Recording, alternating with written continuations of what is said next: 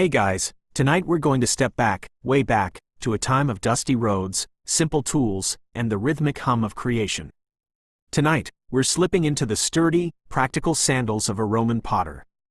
Imagine the warm, earthy smell of wet clay, the gentle whirring of a kickwheel, and the soft glow of a distant kiln. You're not a legionary, battling barbarians, or a senator, embroiled in endless debates. You're not even a bustling merchant, haggling over prices in the forum. No, tonight, you are a craftsman, dedicated to the quiet, soothing art of transforming earth into everyday beauty. You probably won't survive a single Roman winter without central heating, but hey, at least you'll have some beautifully crafted amphorae for your olive oil. So, before you get comfortable, take a moment to like the video and subscribe, but only if you genuinely enjoy what I do here. And if you're feeling up to it, let me know where you're listening from tonight and what time it is for you right now. It's always fascinating to imagine us all, scattered across the globe, settling down to relax together. Now, dim the lights, maybe turn on a fan for that soft background hum, and let's ease into tonight's journey together. You find yourself in a modest workshop, a space that serves as both your livelihood and, often, your home. The air is thick with the scent of damp earth and the faintest hint of wood smoke from the kiln you meticulously tend. Sunlight, still soft and golden, streams through a narrow opening, illuminating motes of dust dancing in the quiet air. This is your domain, a haven of simple routine and steady work. The Roman world outside, with its grand aqueducts and bustling marketplaces, seems distant, almost irrelevant, within these walls. Your focus is singular, the clay. One of the most foundational aspects of your daily existence, and indeed, any potter's life in ancient Rome, revolved around the clay itself. It wasn't just dirt, it was the very essence of your craft, a raw material that demanded respect and understanding. Historians still argue whether certain clay veins were owned or simply accessed communally, but for you, the local source is your lifeblood. You know its nuances, its temperaments. Some days, it's cooperative and pliable, yielding easily to your touch. Other days, it's stubborn, resisting your efforts, almost as if it has a mind of its own. Your first task, often before the sun has fully cleared the horizon, involves preparing this vital resource. It's a multi-step process, almost a ritual in itself, designed to purify and refine the earth. You begin by digging, of course, from a known source, perhaps a nearby riverbed or a specially designated pit. The clay you bring back is raw, mixed with pebbles, grit, and organic matter. It's far from the smooth, workable material you need for throwing.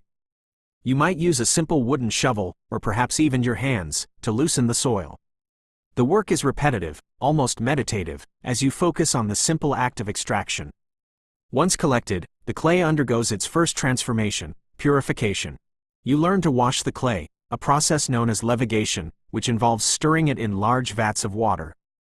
The heavier impurities, like stones and coarse sand, sink to the bottom, while the finer clay particles remain suspended. You then carefully pour off the clay-rich water into a settling pit, allowing the clay to gradually precipitate out. This takes time, patience, and a keen eye. It's not a job for the impatient. Haste leads to inferior clay, and inferior clay leads to inferior pots. And an inferior pot, dear listener, could mean a spilled amphora of precious garum, a Roman tragedy of truly epic proportions. The subsequent stages involve drying and kneading. The wet, purified clay is spread out on drying beds, perhaps exposed to the gentle warmth of the sun or sheltered from rain. You learn to judge by touch when the clay has reached the perfect consistency, not too wet, not too dry, just pliable enough to work. Then comes the kneading, a strenuous but essential process. Imagine pushing and pulling, folding and pressing, with your whole body, expelling air pockets and ensuring a uniform texture. This is often done by foot, a dance of sorts, trampling the clay until it's smooth and ready for the wheel. It's a quiet effort, accompanied only by the soft squelch of clay beneath your feet and the rhythmic thud of your own movements. It's a surprisingly soothing, grounding way to start your day, connecting you directly to the earth. Your humble abode, often attached directly to your workshop, is a testament to Roman practicality and the simple life of a craftsman. There's no grand atrium here, no mosaic floors glittering underfoot. Instead, you find sturdy stone walls, perhaps plastered with a simple, unfussy finish, and a compacted earth floor that feels cool beneath your bare feet. The air inside carries the faint, comforting scent of your craft, a blend of damp earth and the subtle, almost sweet aroma of dried wood used for fuel.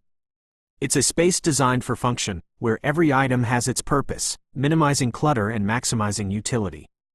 Imagine waking on a modest straw mattress, perhaps covered with a simple wool blanket.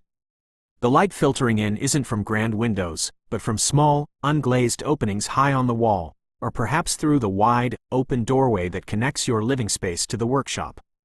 There's a quiet dignity in this simplicity. Your bed, a small table, a few earthenware bowls and cups, these are your possessions. Luxury is defined not by extravagance, but by comfort and the reliable provision of your basic needs. You wouldn't trade the steady rhythm of your potter's life for the precarious opulence of a Roman senator, constantly embroiled in political machinations and social posturing. Who needs a retinue of slaves when you have the quiet companionship of your kiln? The connection between your living quarters and your workshop is seamless, almost symbiotic. There's no formal separation, often just an archway or an open doorway. This allows you to move effortlessly between rest and work, checking on the drying pots, adjusting the ventilation in the kiln, or simply observing the subtle changes in the light as the day progresses. This integrated living and working space is typical of many Roman artisan households, reflecting a time when life and labor were far less compartmentalized than they are today. You are your work, and your work is your life, intertwined in a surprisingly calming dance. A small hearth, fueled by charcoal or scavenged wood, serves as your kitchen. Here, you prepare simple, nourishing meals, perhaps a porridge made from grains, seasoned with herbs from a small garden plot outside, or a piece of cheese and some olives. Water is drawn from a nearby public fountain, carried back in one of your own less-than-perfect creations, a slightly asymmetrical amphora, perhaps, deemed fit for personal use but not for sale. The act of eating is not rushed, it's a moment of quiet sustenance, a pause in the flow of your day. You sit on a low stool, perhaps by the open doorway, letting the morning air refresh you. This intimate connection to your craft even extends to the objects you use in your daily life. Your eating bowls, your water jugs, the oil lamp that illuminates your evenings, many are your own creations, perhaps pieces with minor flaws or those that didn't quite meet the standards for sale. They are a tangible reminder of your skill and dedication, a constant presence that reinforces your identity as a potter. Historians still debate the exact domestic arrangements of lower-class Roman artisans, but the evidence points to a practical, efficient use of space where home and business often blended into one harmonious unit. The sounds of your home are gentle, the rustle of straw as you shift on your bed, the soft clink of earthenware as you prepare a meal, the distant chirping of cicadas, and the occasional creak of wooden tools. There are no sudden jolts or jarring noises. Even the crackling fire in the hearth is a soothing presence, its warmth a welcome comfort on cooler mornings.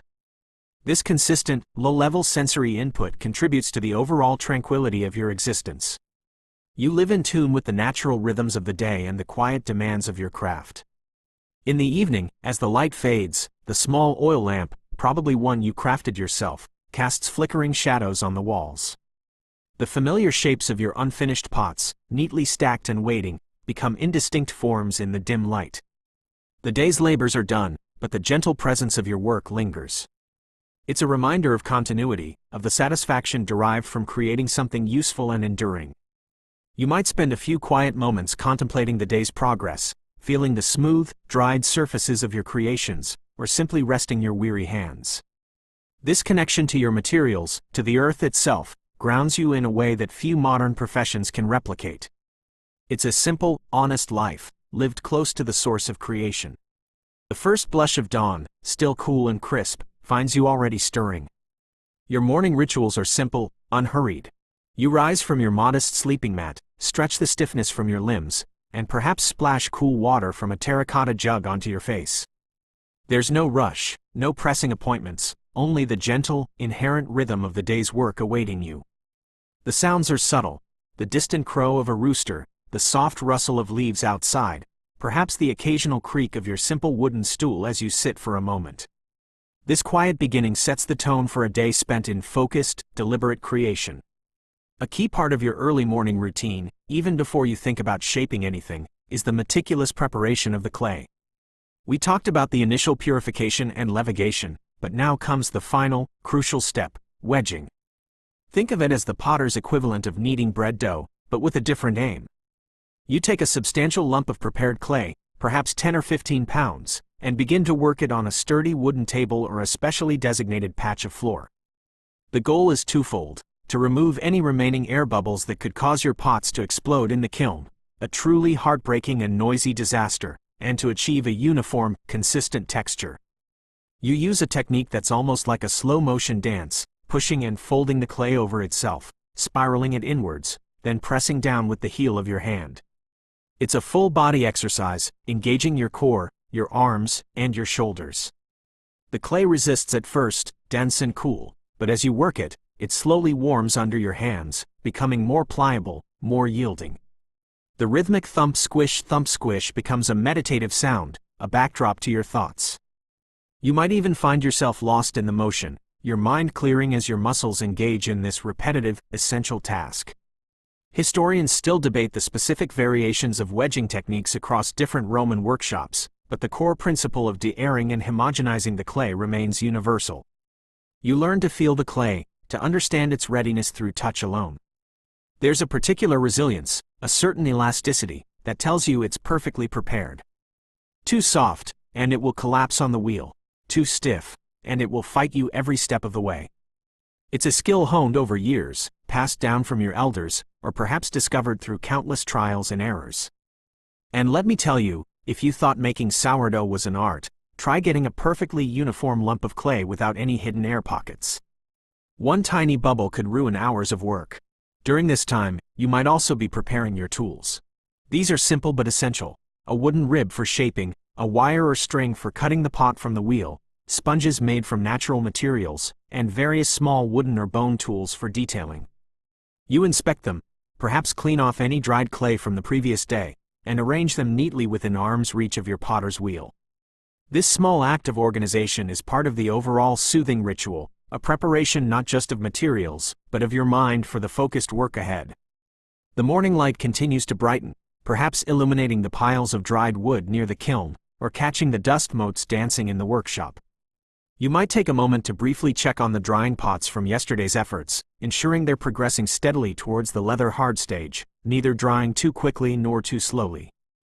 There's an almost parental care involved in this, a quiet nurturing of your creations as they transition from soft clay to durable form.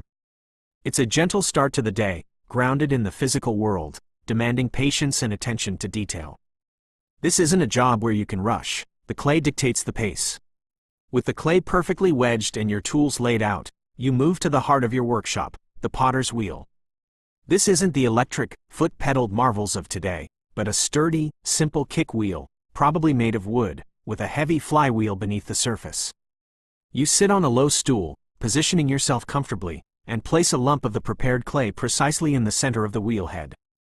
This centering, this initial placement, is crucial. A poorly centered lump of clay will wobble and fight you, making it impossible to create a symmetrical vessel. You begin to kick the flywheel with your foot, slowly at first, then building a steady, hypnotic rhythm. The wheel head begins to spin, faster and faster, until the clay blurs into a soft, earthy cone. This is where the magic, and the quiet concentration, truly begins. Your hands, moistened with water from a small basin nearby, gently cup the spinning clay. You lean into it, applying steady, even pressure. It's a delicate dance of force and tenderness. You push down, feeling the clay resist, then yield, as it begins to center itself under your firm but sensitive touch. The sensation is profoundly grounding. The cool, wet clay spins against your palms, a soft, almost slurry sound accompanying the whir of the wheel. You're not thinking about the price of grain in the forum, or the latest gladiatorial games. Your entire world shrinks to this spinning lump of earth and the precise movements of your hands. You breathe deeply, instinctively matching your breath to the rhythm of the wheel. It's a meditative state, a flow, where your mind and body are entirely absorbed in the task at hand. Some historians suggest that the repetitive nature of crafts like pottery might have even served as a form of ancient therapy, a quiet antidote to the stresses of Roman life. Once centered, the clay begins to rise under your hands. You apply pressure from within and without, guiding it upwards, shaping it into a cylinder, then widening it, or narrowing it, depending on the form you envision. Is it a wide-mouthed bowl for serving olives? A tall, elegant amphora for storing wine? Or a simple, functional pot for the kitchen? Each form demands a slightly different touch, a subtle adjustment of pressure. You might use your wooden rib tool to smooth the outer surface, or your fingers to refine the lip. The clay yields, obedient to your will, yet retaining its own inherent character. There's a subtle humor in the struggles of a new potter. Imagine trying to center clay for the first time. It's like wrestling a slippery, mud-covered octopus. You'll end up with more clay on your apron than on the wheel, and the result will look less like a pot and more like a disgruntled lump of abstract art. But with practice comes that quiet confidence, the knowing touch that makes the clay sing. And as the pot grows, slowly taking shape under your hands, there's a quiet satisfaction, a sense of having brought something beautiful and useful into being from nothing but earth and water. The light might shift as you work, perhaps casting new shadows across the walls of your workshop. The sounds are consistent, the gentle whir of the wheel, the soft squelch of wet clay, the occasional drip of water, and your own steady breathing. This is the heart of your craft, the moment of pure creation. You are a sculptor, a designer, an engineer, all rolled into one, guiding the raw material towards its destiny. The focus required is absolute, yet it's a calm, unfurried focus. Each completed pot is a small victory, a testament to skill, patience, and the profound therapeutic power of repetitive, meaningful work. Once your pots are shaped, they begin their slow, deliberate journey towards becoming truly durable objects. The next crucial stage involves the kiln, the fiery heart of any Roman pottery workshop. This isn't a quick bake, it's a process of careful observation, meticulous temperature control, and immense patience. Your kiln, likely a simple updraft design, is built from clay and brick, often dug partially into the earth for insulation. It consists of a lower firing chamber where the wood fuel is burned, and an upper chamber, separated by a perforated floor, where your raw, unglazed pots are stacked. Before firing, however, your pots need to dry completely. This isn't a fast process.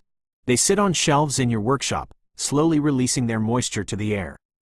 You learn to judge their readiness by touch and sight. They change color, becoming lighter, and feel distinctly less cold. Rushing this stage is a recipe for disaster. Any residual moisture will turn to steam in the kiln, causing the pot to literally explode, ruining not just that piece but potentially damaging others around it. It's a quiet vigil, an exercise in trusting the air and the sun to do their work. Historians still debate the precise drying times used by Roman potters, but it's clear that patience was a virtue. When the pots are sufficiently dry, the stacking begins. This is a delicate operation, like playing a silent, three-dimensional game of Tetris. You carefully arrange each piece, ensuring there's enough airflow around them for even heating, but also maximizing the space. Larger pots might sit on the bottom, smaller ones nestled within or stacked on top. The goal is to get as many pieces into a single firing as possible without overcrowding. You might use small clay spacers to prevent pots from sticking to each other, especially if you're firing finer ware. It's a quiet, focused task, requiring a gentle touch and foresight. Then comes the firing itself, a multi-day event. You start by building a small, slow fire in the lower chamber, gradually increasing the heat over many hours, even a full day. This initial phase, known as bisque firing, slowly drives off the last traces of moisture and transforms the fragile clay into a more durable, porous state. You don't blast it with heat, you coax it, nurturing the flames like a diligent parent. You observe the color of the flames, the smoke, and the faint shimmers of heat rising from the kiln. There's a subtle humor in how much of Roman technology, despite its grandeur, relied on such basic, intuitive monitoring. No thermometers here, just experience and a keen eye. As the temperature rises, the kiln begins to glow. First a dull red, then a cherry red, eventually reaching a bright orange or even yellow-white heat. This is where the clay undergoes its vitrification, transforming into ceramic. You feed the fire steadily, often through the night, taking short breaks to rest and returning to add more wood. The steady crackle and roar of the flames become a lullaby, a constant presence in your awareness. You might feel the radiant heat even from a distance, a silent testament to the immense temperatures contained within. Maintaining the correct temperature range for extended periods is an art form. Too hot, and pots can warp or even melt. Too cool, and they remain brittle. You've learned to gauge the temperature by observing the glow, by the way the wood burns, and even by the sound the kiln makes. It's a deep, rumbling hum when it's just right. The quiet devotion to this process means your days, and often nights, during a firing are dominated by the kiln's demands, a slow, mesmerizing dance with fire and earth. As the sun climbs higher in the Roman sky, casting longer shadows across your workshop floor, a natural rhythm dictates a pause in your day: lunch. This isn't a hurried affair eaten at a standing desk, like some modern worker grabbing a quick bite. For the Roman potter, and indeed for many laborers in antiquity, the midday meal and subsequent repose were crucial for recovery and maintaining energy throughout the long hours of daylight. It's a quiet respite, a moment to step away from the kiln's heat or the wheel's insistent spin. You might gather your simple provisions near the open doorway of your workshop, allowing the gentle breeze to cool your skin.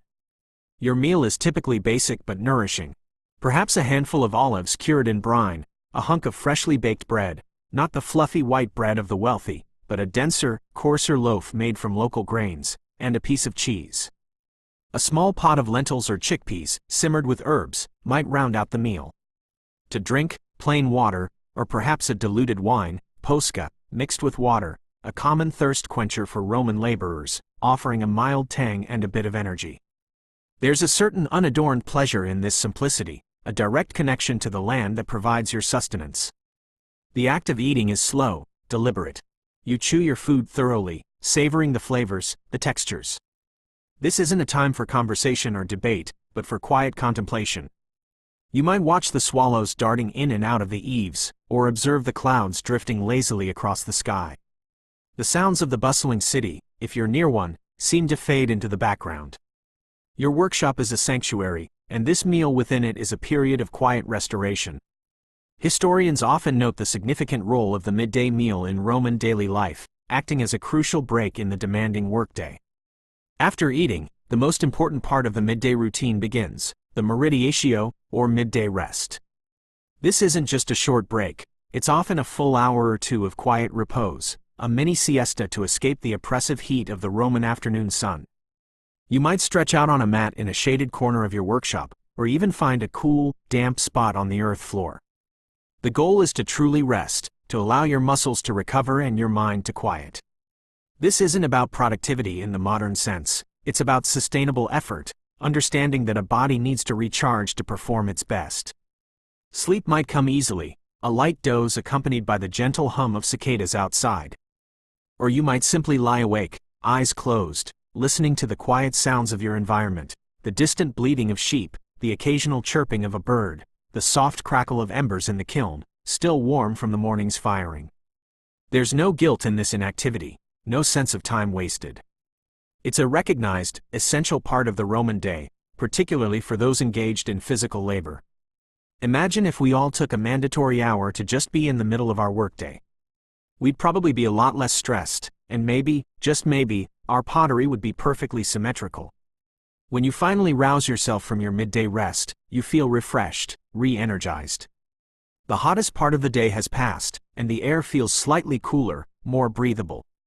You're ready to return to your work, perhaps to inspect a batch of pots that have been slowly cooling in the kiln, or to begin the next stage of decorating those that have already undergone their first firing.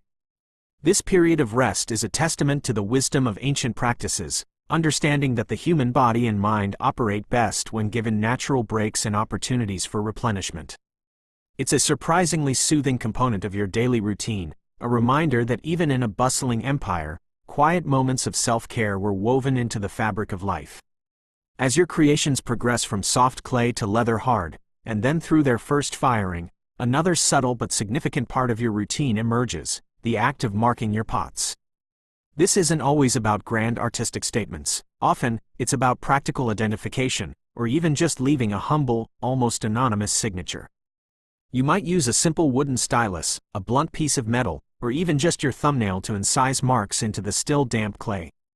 These marks could be a potter's stamp, a unique symbol identifying your workshop, or perhaps just a humble initial.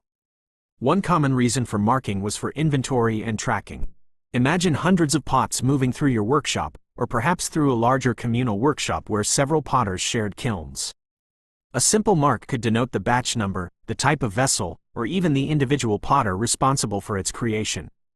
It's like a very early form of quality control, allowing you to trace a problem back to its source, or, more positively, to identify a particularly successful firing. Historians often pore over these seemingly mundane marks, as they provide invaluable clues into the organization and scale of Roman pottery production.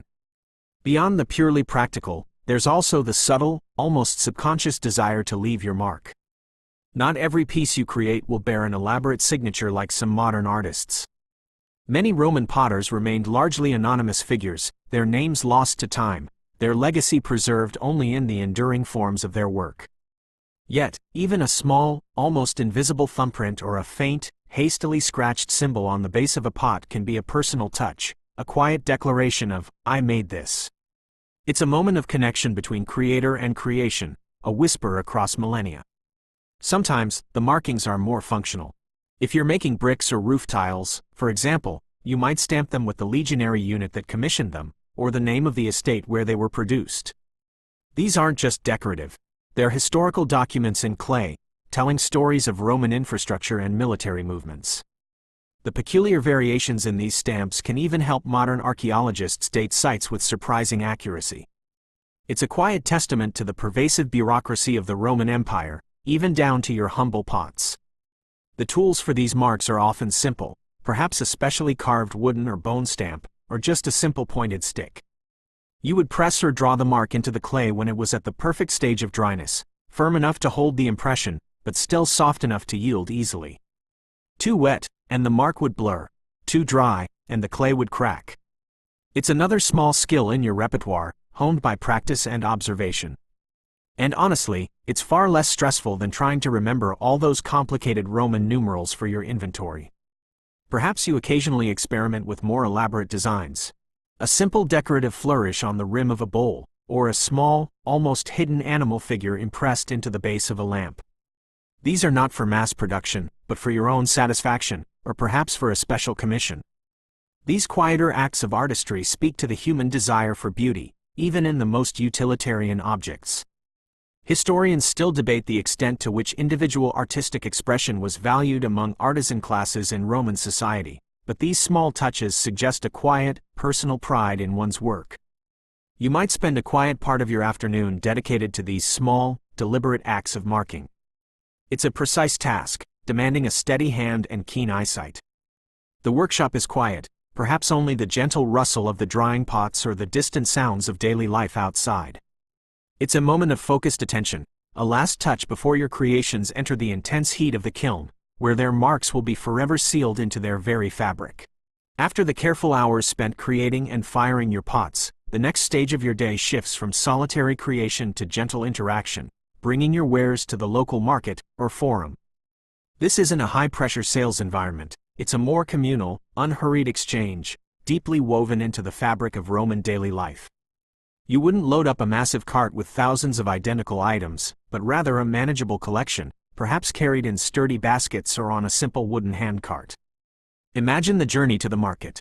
If you live within the city walls, it's a short walk through familiar streets, past other artisans and small shops. If you're outside the city, perhaps a slightly longer trek down a dusty road, accompanied by the gentle clinking of pots. The morning air is still relatively cool, and the sounds of the burgeoning city are a low hum, distant chatter, the braying of a donkey, the occasional call of a street vendor. You move with a quiet confidence, the weight of your wares a familiar burden, a tangible representation of your diligent labor. Upon arrival, you find your usual spot in the bustling but not chaotic marketplace. There are other vendors, of course, farmers with their fresh produce, weavers with their textiles, blacksmiths with their tools. The air is filled with a medley of scents, freshly baked bread, pungent spices, the earthy aroma of vegetables. You neatly arrange your pots, displaying them on a simple mat or a low wooden stand. Your best pieces are given pride of place, perhaps a beautifully proportioned amphora or a set of finely crafted drinking cups. The interactions with your customers are generally straightforward and unhurried. People don't browse endlessly like in a modern supermarket. They come with a specific need: a cooking pot for the hearth, a storage jar for olive oil, a small jug for water. You might explain the quality of your clay, or highlight the durability of your firing process. There's no aggressive sales pitch. The quality of your work speaks for itself. A common Roman phrase for buying and selling was emir and vendir, focusing simply on the exchange. Historians still debate the extent of price negotiation in Roman markets, but it was certainly less cutthroat than modern bazaars. You might exchange a few quiet words with your neighbors, other potters perhaps, or the vegetable seller next to you. It's a low-key social interaction, a sharing of news and observations. There's a sense of shared purpose, a quiet camaraderie among those who earn their living by their hands. You're not trying to outsell them. You're simply participating in the essential daily exchange of goods and services that keeps the city functioning. It's a gentle hum of commerce, rather than a cacophony. Sales might be slow and steady, not a sudden rush. A few sesterces here, a few coins there. Each transaction is a small validation of your skill, a testament to the value of your craft. You might even accept bartered goods in exchange for your pots, perhaps a measure of grain, a piece of fabric, or a small amount of oil. This flexibility in exchange was common in the Roman economy, especially at the local level. It's a surprisingly calming way to conduct business, devoid of the aggressive competition often found in modern retail. As the day progresses, and your stock dwindles, there's a quiet satisfaction. You've provided useful objects for your community, and in turn, you've earned enough to sustain yourself and your workshop. You might pack up any unsold pieces, returning home with lighter baskets and a sense of accomplishment. The journey back is reflective, a time to consider the day's successes, however small. The setting sun casts long shadows, and the sounds of the city begin to soften. It's a peaceful conclusion to a day of both creation and gentle commerce. As the sun begins its slow descent, painting the Roman sky in hues of orange and purple, your day transitions from creation and commerce to methodical winding down. This evening preparation isn't a hasty scramble, but a series of deliberate, calming actions designed to tidy your workshop and prepare for the next day's efforts. It's a quiet ritual, a final act of respect for your materials and your craft. First, you tend to your tools. The potter's wheel needs to be cleaned, the remnants of wet clay gently scraped away from the wheelhead and the basin beneath. Your wooden ribs, cutting wires, and shaping tools are wiped clean and placed in their designated spots. There's a certain satisfaction in seeing them neat and orderly, ready for tomorrow's creative endeavors. This isn't just about cleanliness, it's about prolonging the life of your precious tools, ensuring they remain effective and reliable. Imagine trying to throw a perfect pot with a muddy, crusty wheel. It's like trying to write poetry with a broken quill. Next, you turn your attention to the clay itself. Any unused, prepared clay that's still perfectly pliable is carefully covered with damp cloths to prevent it from drying out overnight. You might reclaim any scraps of wet clay from the floor or your work surfaces, adding them to a designated bucket for recycling. This reclaimed clay will be re-wedged and reprocessed, a testament to the Roman reverence for resourcefulness and minimizing waste. Nothing goes to waste in your workshop. Every bit of earth is treated with care. Then comes the inventory, a quiet, almost meditative count of your progress. You move among the drying shelves, gently inspecting the pots you started earlier in the day, noting their progress. Are they drying evenly? Are there any unexpected cracks appearing? You might carefully shift a few, ensuring optimal airflow. You count the pieces that are now leather hard, ready for trimming or the addition of handles. You note the pieces that have gone through their first firing, waiting for glazing or a second, hotter firing.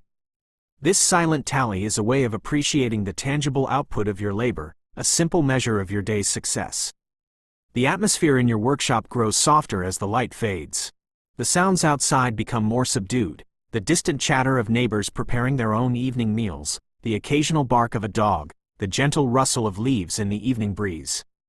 You might light a small oil lamp, casting a warm, flickering glow across the familiar shapes of your unfinished work. The smell of damp earth and fired clay seems to deepen, becoming more pervasive and comforting. Historians often infer the sensory experience of Roman workshops from archaeological finds, and the consistent presence of these materials suggests a deeply ingrained olfactory memory for artisans. You might also take a moment to sweep the floor, clearing away any stray bits of clay or dust.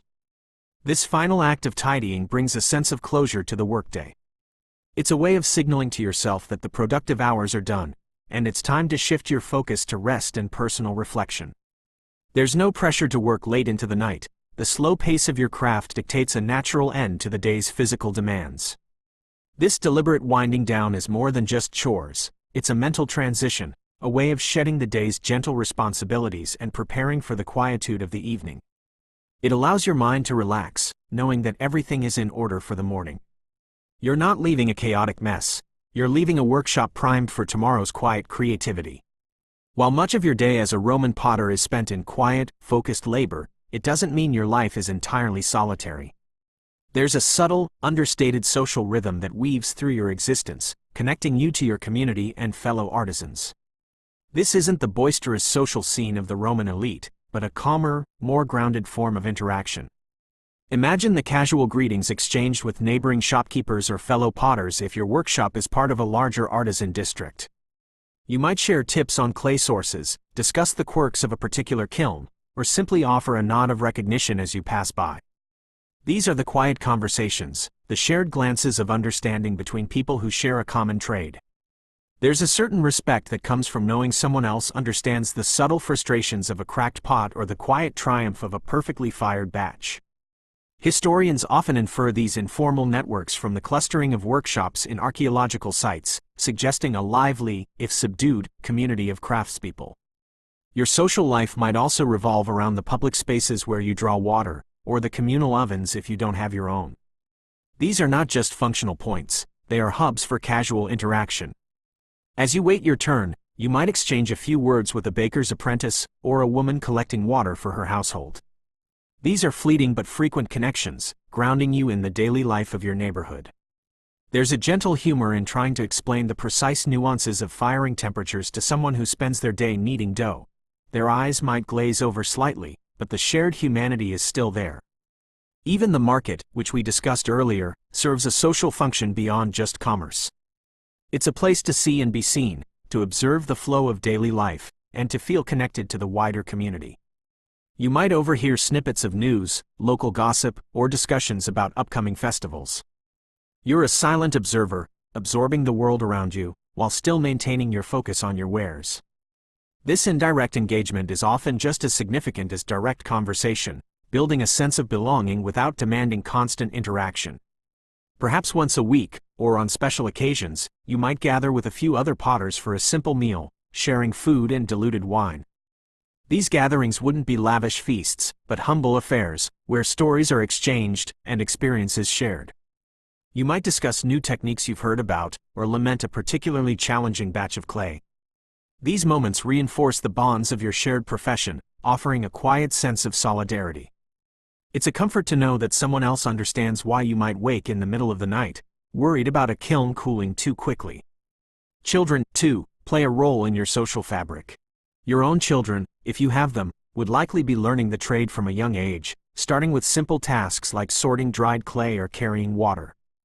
Their youthful energy and developing curiosity bring a different kind of quiet joy to the workshop. Even neighborhood children might peer in, fascinated by the spinning wheel, offering simple, innocent observations that break the solitude. These interactions, while not necessarily deep, add a gentle layer of human connection to your working life. Ultimately, the social life of a Roman potter is not one of grand parties or political intrigue. It's a tapestry woven from small, consistent interactions, shared experiences, and a deep, quiet appreciation for the rhythms of community life. It's about belonging without demanding constant attention, a soothing backdrop to your focused, creative existence.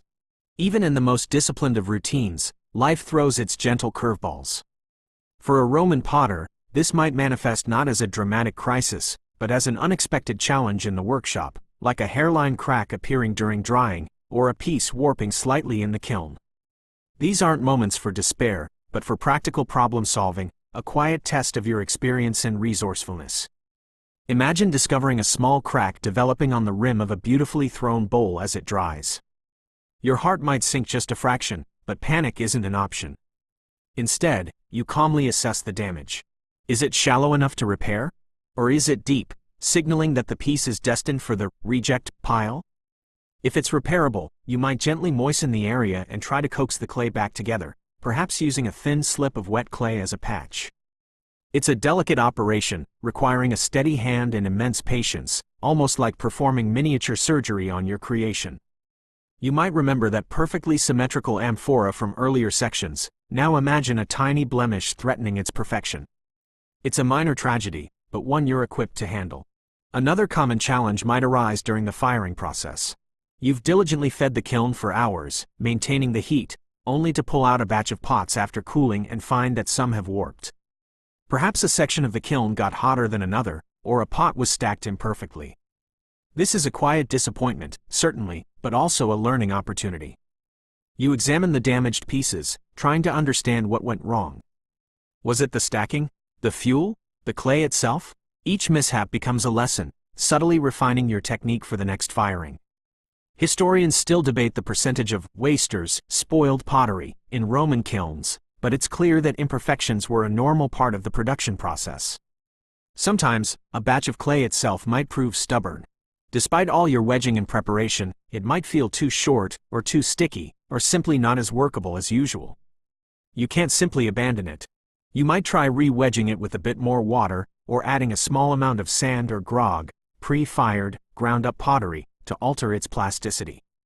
These are small adjustments, based on your intuitive understanding of the material, a quiet negotiation with the earth itself.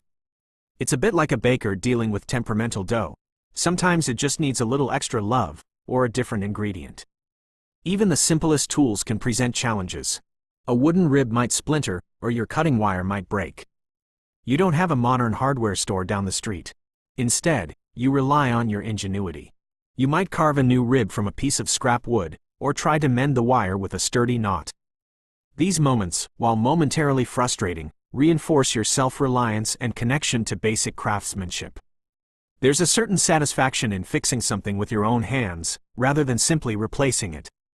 These minor setbacks are part of the potter's life, a gentle reminder that perfection is an ideal, and that the beauty often lies in the perfectly imperfect.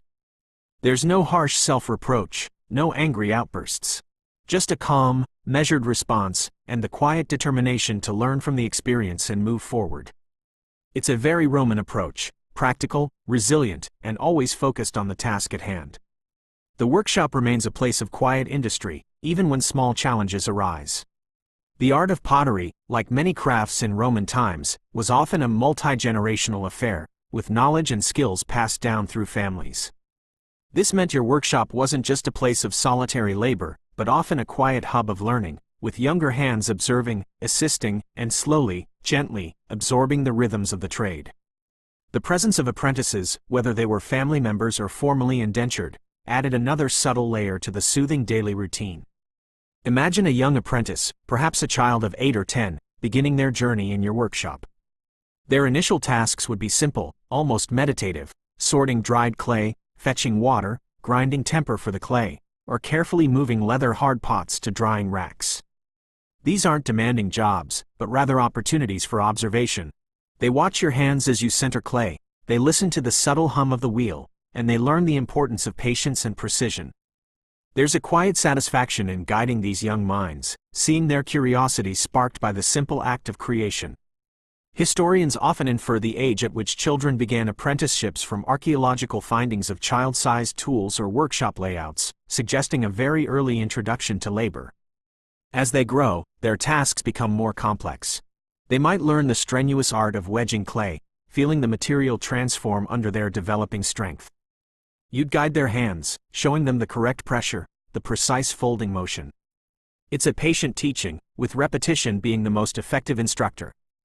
You wouldn't be barking orders. Instead, you'd offer quiet corrections, gentle encouragements, and demonstrate by example. The workshop might fill with the occasional frustrated sigh of a young hand struggling with a wobbly pot, followed by your calming advice.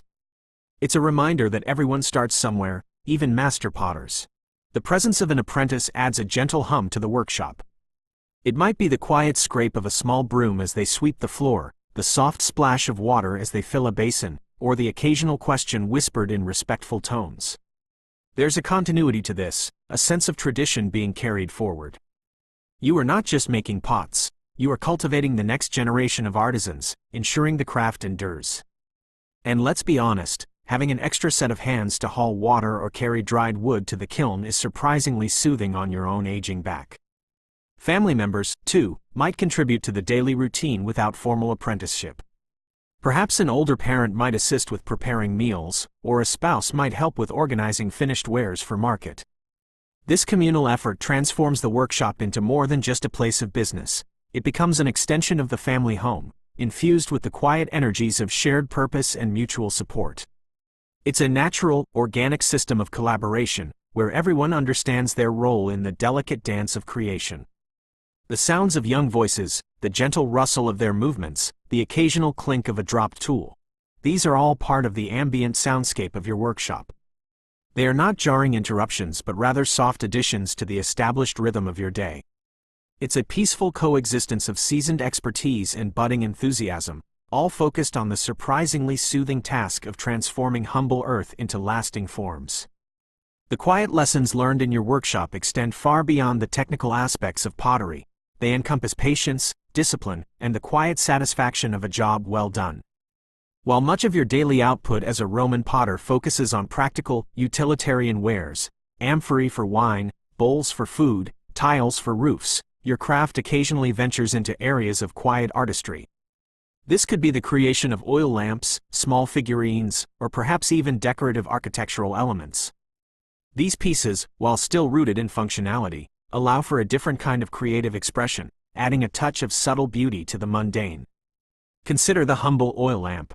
Far more than just a source of light, a Roman lamp could be a miniature canvas for artistry. You might spend a quiet afternoon carefully pressing intricate designs into the lamp's disc before firing. A tiny dolphin, a mythological creature, a gladiator, or even a simple, abstract pattern. These details are often overlooked in the rush of modern life, but for a Roman, they were a familiar, intimate part of their daily environment. The act of shaping and decorating these lamps is a gentle, precise task, requiring nimble fingers and focused attention. Historians often categorize Roman lamps by their decorative motifs, providing fascinating insights into popular culture and mythology. Then there are the small, terracotta figurines. These might depict household gods, animals, or human figures, used for religious offerings, children's toys, or simple decorative items.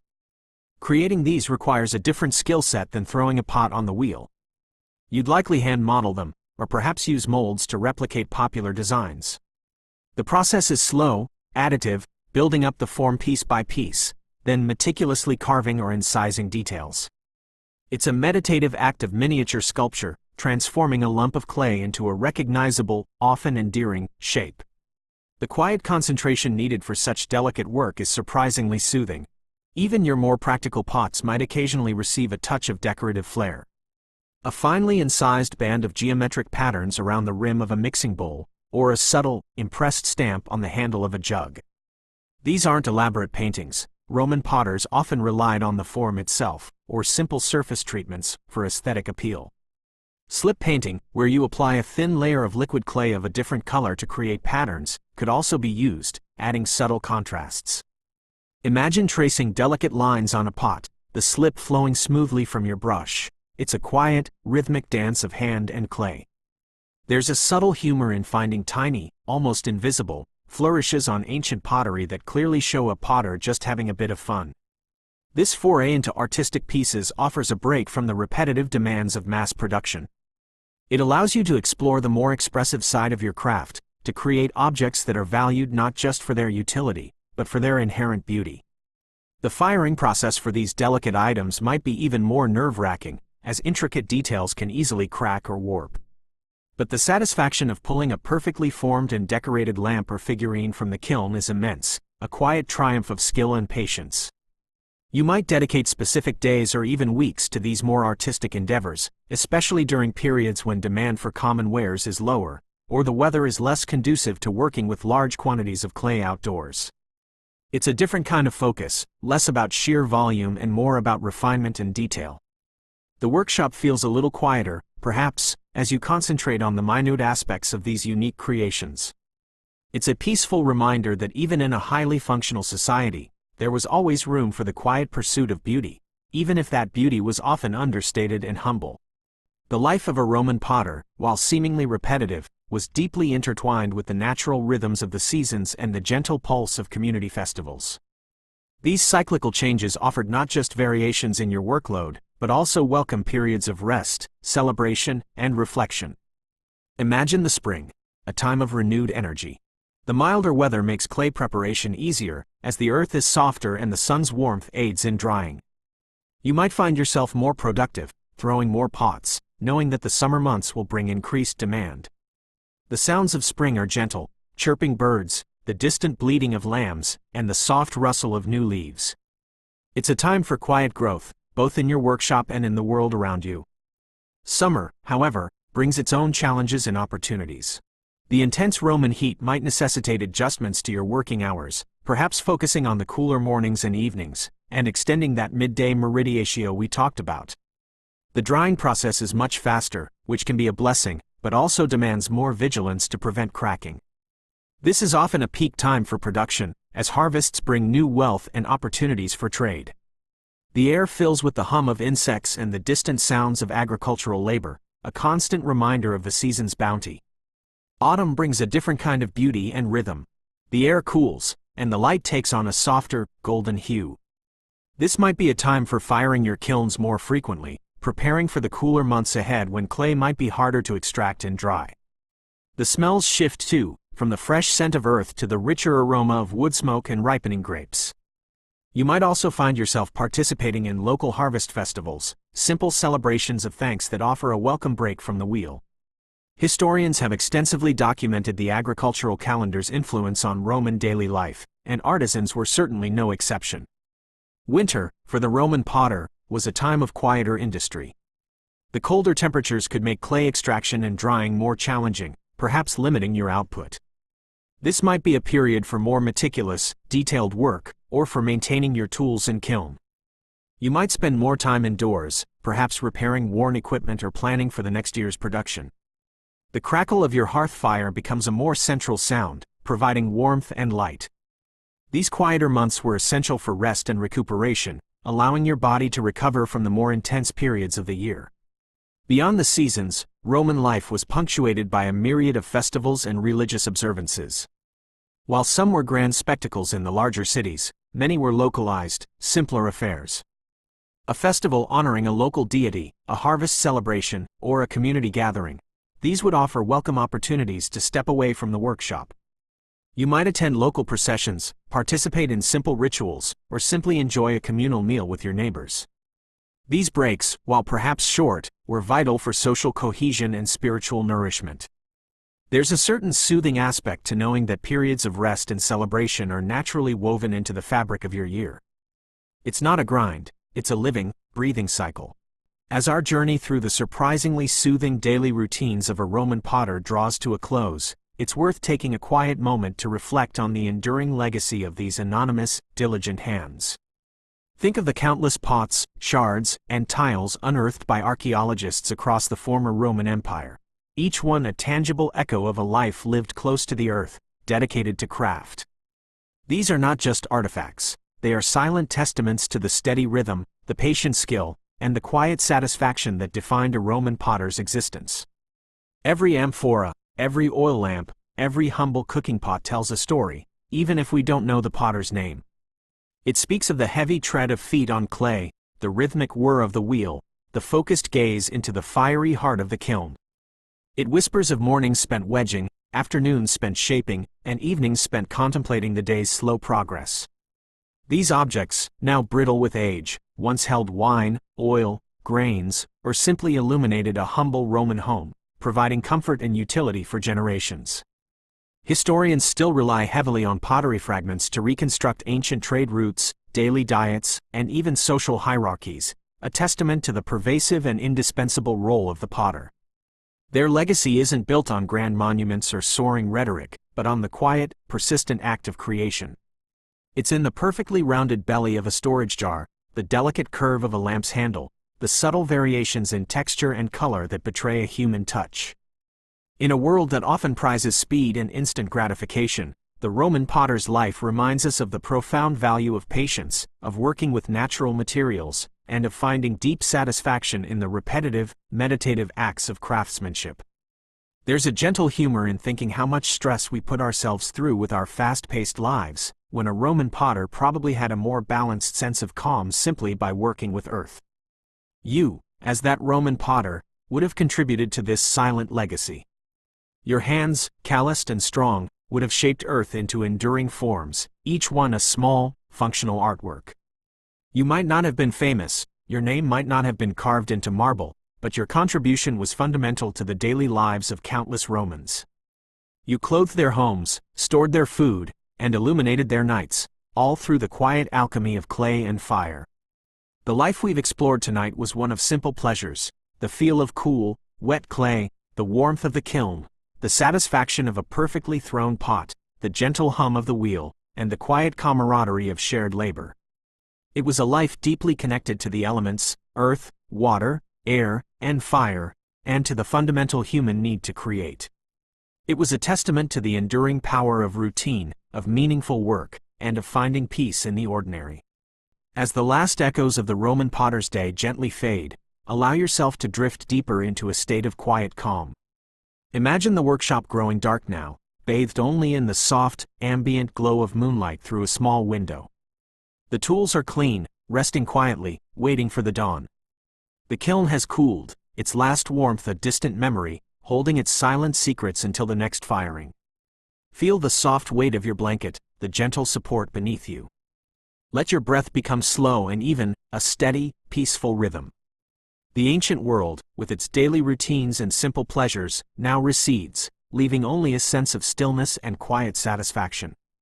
You are safe, you are warm, and there is nothing left to do but simply rest.